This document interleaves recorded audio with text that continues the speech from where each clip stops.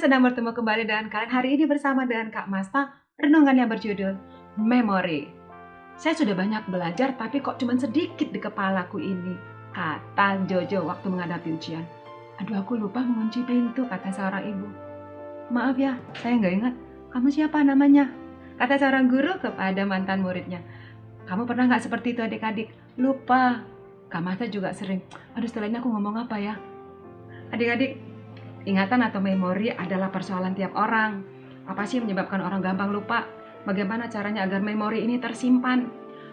Bagaimana kiatnya untuk meningkatkan daya ingat Kak Masta agar ujian itu nggak salah-salah menjawab soalnya? Sistem ingatan kita ini terdiri dari 3 bagian, yaitu cara menyimpan informasi, penyimpanan informasi, dan pengeluaran kembali informasi tersebut. Dari ketiga bagian ini, cara menyimpan informasi itu yang menentukan, paling menentukan. Informasi dalam ingatan kita ini ibaratnya benda-benda di dalam rumah kita, adik-adik. Bagaimana kita meletakkan benda-benda itu saat kita membutuhkannya? Misalnya, saat kamu membutuhkan gunting, kamu tinggal mencari dan mengeluarkannya. Cepat atau lambat, kamu menemukan di mana gunting itu tergantung dari cara kamu menyimpannya. Kalau kamu punya kebiasaan asal-asalan menyimpan benda, ya kamu akan kesulitan mencarinya. Kamu akan ke sana ke sini sambil berkata, di mana aku menyimpan gunting itu? Kok aku lupa? Demikian juga dengan informasi yang kita lihat, kita baca, dan yang kita dengar. Kalau kita sudah mempelajari bahan-bahan ujian, namun kita sukar mengingatnya kembali, bukan berarti kita bodoh ya adik-adik. Bisa saja itu sama seperti mencari gunting tadi, kita tidak menemukannya kembali. Mungkin juga disebabkan karena kita salah penyimpanan. Kita menyimpannya dengan cara keliru. Bagaimana cara menyimpan informasi dalam memori kita, Kak Masta?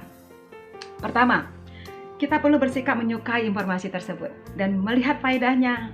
Sama seperti belajar, tidak akan terlaksana jika kamu merasa enggan dan terpaksa melakukannya. Yang kedua, kita melihat makna atau memberi makna serta relevansinya pada bahan yang kita pelajari.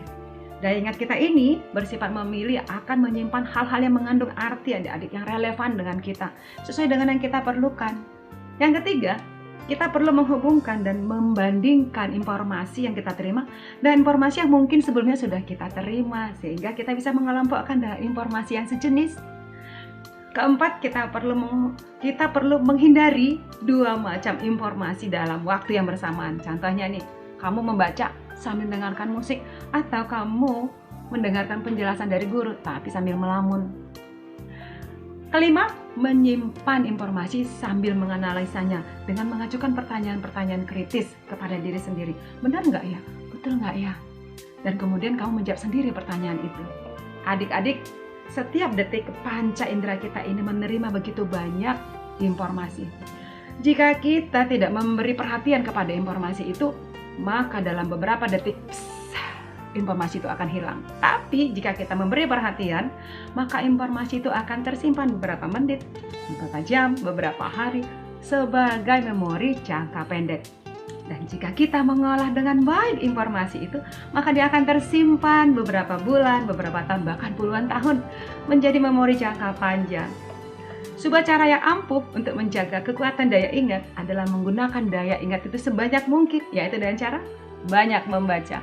Ingat ya, ada begitu banyak yang dikerjakan oleh otak kita ini. Otak yang mengolah sistem daya ingat kita ini. Apa jadinya ya kalau kita dilahirkan tanpa alat-alat daya ingat?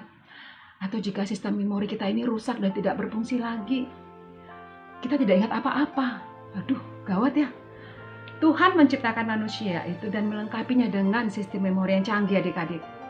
Alangkah ironisnya atau sedihnya jika daya ingat yang begitu canggih yang diberikan Tuhan ternyata membuat kita tidak mengingat Dia yang memberi daya ingat itu. Oleh karena itu, banyak bagian dari tulisan Alkitab mencatat peringatan. Ingatlah atau jangan lupa. Seperti yang tertulis di Ulangan 7:18. Ingatlah selalu apa yang dilakukan Tuhan Allahmu. Lalu di Ulangan 8 ayat 11. Hati-hatilah supaya jangan engkau melupakan Tuhan Allahmu dengan tidak berpegang pada perintah, peraturan, dan ketetapannya. Dan yang terakhir, Ulangan 8 ayat 18. Tetapi haruslah engkau ingat kepada Tuhan Allahmu, sebab Dialah yang memberi kepadamu kekuatan. Demikian renungan Kak Masta. Kita berdoa. Terima kasih Tuhan Yesus, Engkau memberikan kami ingatan dan ajarlah kami untuk mengingat Engkau Sang Pemberi ingatan ini. Amin. Yesus memberkati. Shalom.